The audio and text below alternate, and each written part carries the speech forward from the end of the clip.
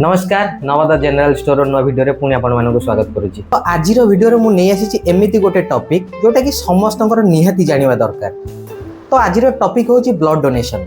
तो जिते बड़े कहार गोटे मेडिकल पड़े गोटे इमरजेंसी पड़े गोटे एक्सीडेंट केस आसे समस्त खोज बुलाती ब्लड कौट मिल। तो ब्लड बैंक तो ब्लड अच्छी कि ब्लड बैंक को ब्लड आसो कौटू। तो जिते बड़े ब्लड डोनेशन कथा आसे तो सहर लोक मैंने तो प्राय जानी था ब्लड डोनेशन करने द्वारा किसी भी असुविधा हुए ना। तो गाँ गहली गोटे मन डाउट आसे रक्त देदेबा रक्त देले आमर किसी प्रोब्लेम हो पारे कि कौन हो पारे आगू फ्यूचर किसी प्रोब्लेम हो पारे आमको कौन फायदा मिल रक्त दान कले ब्लड डोनेट कले। तो यही सब क्वेश्चन गुड़ा को लेकिन मुझे पचारि आम सहित अच्छा central red cross club doctor अच्छा डॉक्टर किशोर चंद्र बेहेरा। तो सार आम सहित अच्छा चलते आम समस्त क्वेश्चन सार को पचारा बुझा ब्लड दवा द्वारा फायदा कौन एवं आमर कौन प्रोब्लेम कि कौन सुविधा सब फायदा सब मिल। तो चलते आम डॉक्टर को पचारा। सर प्रथम आपन को आमर यही प्रोग्राम को स्वागत करुचु। आपन को परिचयटा आपन देबे। मु डॉक्टर किशोर चंद्र बेहरा मेडिकल अफसर केंद्रीय रेड क्रॉस रक्त केंद्र कटक। सर आमर प्रथम क्वेश्चन होची कि लोक माने कोन पई ब्लड डोनेट करबा दरकार बा रक्तदान कोन पई करबा दरकार। देखंतु आमर वर्तमान जो चिकित्सा क्षेत्र में ब्लड रो निहाती अपरिहार्य अछि। तेणु जड़े लोक को बचाइबा हेले रक्त दरकार पड़े से रक्त तो माने तैयारी हुएनी तैयारी हुए मनीष देहरे।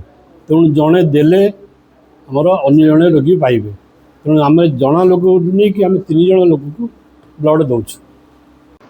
जदि जड़े ब्लड डोनेट करूची ताले ब्लड ता बॉडी रे क्रिएट होवा पई तांको केते समय लागेबा बा रिकवर टाइम केते टाइम। देखो ब्लड आम जो 300 ml नौचु विदिन 48 आवर्स से जो 300 ml आमर ब्लड वॉल्यूमटा मेकअप हो किंतु आरबीसी जोड़ा तैयारी होगापाई कम्प्लीटली होगापाई मासटे समय लगे।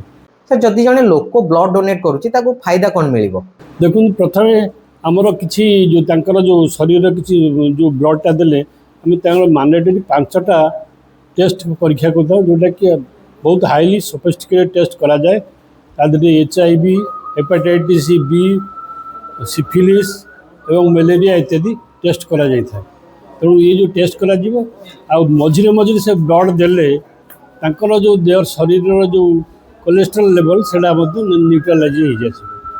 सर लोक मन में गोटे डाउट रहा कि ब्लड डोनेट कले आम मुंड बुलेब आम वीक हो। तो यही सब उपर आप कौन कहूँ चाहिए।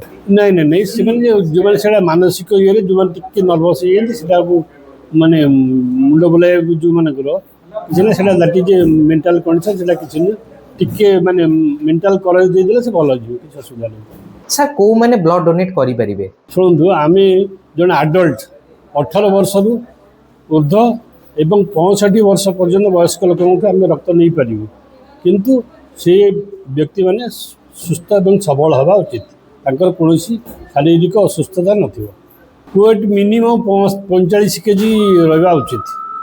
तो बहुत बहुत धन्यवाद डॉक्टर बेहेरा आमको एत बढ़िया बढ़िया उपदेश देले भल भल कथा कहले को माने ब्लड डोनेट करि परिबे। बहुत लोक मन में डाउट थिला ना तो वीडियो देखला पर आउ से डाउट रहबनी।